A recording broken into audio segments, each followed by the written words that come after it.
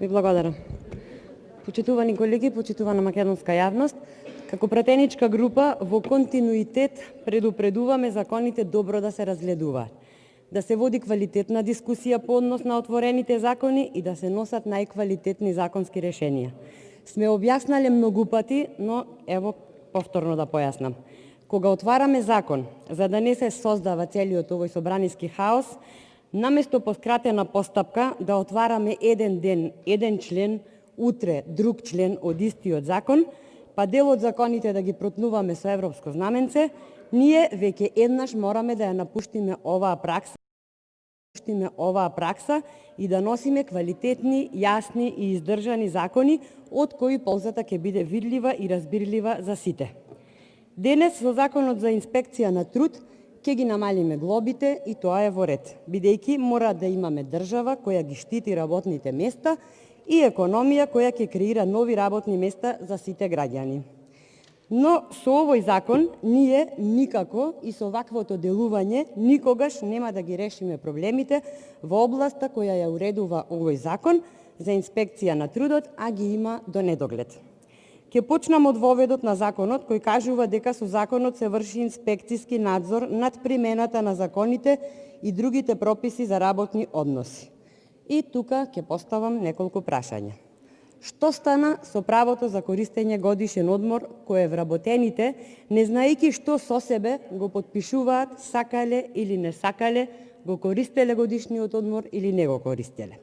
Што стана со обезбедувањето на соодветни услови за вработените, заштитата при работа, па да не го спомнувам дискреционото право со кое директорите се изживуваат врз партиските неистомисленици.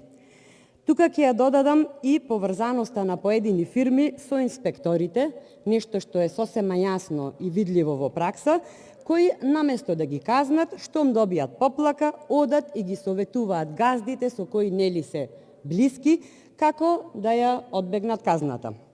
Страшни работи се случуваат и јавноста е сведок на тие вистини и реагира до нас како нивен представник овде, но нема каде да реагираат, затоа што во оваа држава сите се поврзани со власта, а најранлив е оној што нема каде да се обрати, кого да праша, на кого да му рече.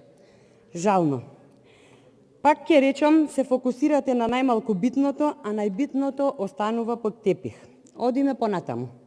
Овој закон ги регулира и колективните договори, во кои пак спаѓа она што во програмата го ветивте, а тоа е недела да биде неработен ден.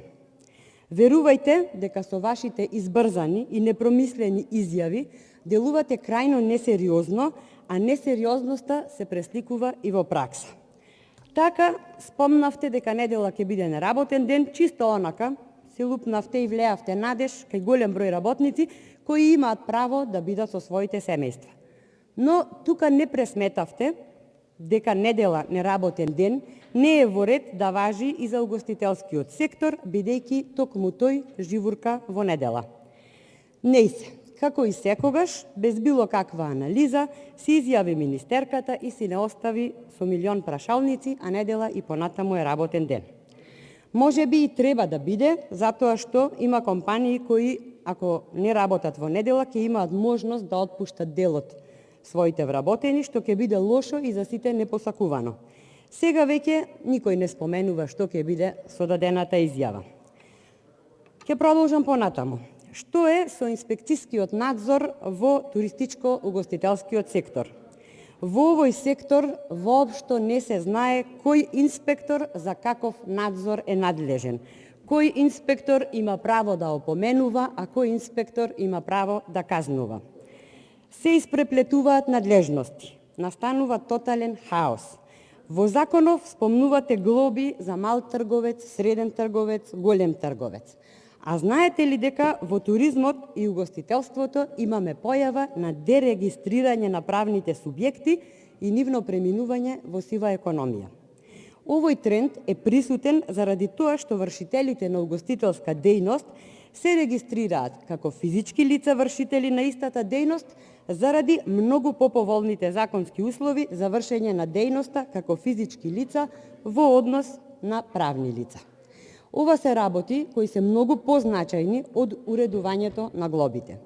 Кога законите ќе ги концепираме како што треба, нема да се појавуваат вакви недоречености, па ќе дојдат на ред и глобите кои секако треба да бидат што помали, посебно во овие услови како денешните. Работните спорови, сите сме свесни дека траат до недоглед. Со години нема разрешница и тоа е токму прашање кое што треба да го уреди овој закон, но за жал не го отвараме затоа што законот се носи по скратена постапка, нели? Што стана со вашите ветувања?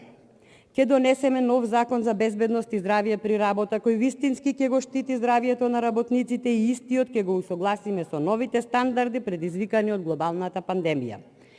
Ќе донесеме нов закон за вознемирување на работното место кој ќе овозможи вистинска и ефикасна заштита на работниците од мобилни. Во ред, ќе привршам. А моја должност јас да ви информирам дека тоа така треба. Ќе привршам со не, вие говорите, не мора да привршите, имате уште 4 минути, јас само да ви укажам дека ние се задржуваме на овие прашања, затоа што со овој закон во самиот вовед се кажува дека овие прашања се уредуваат токму со овој закон.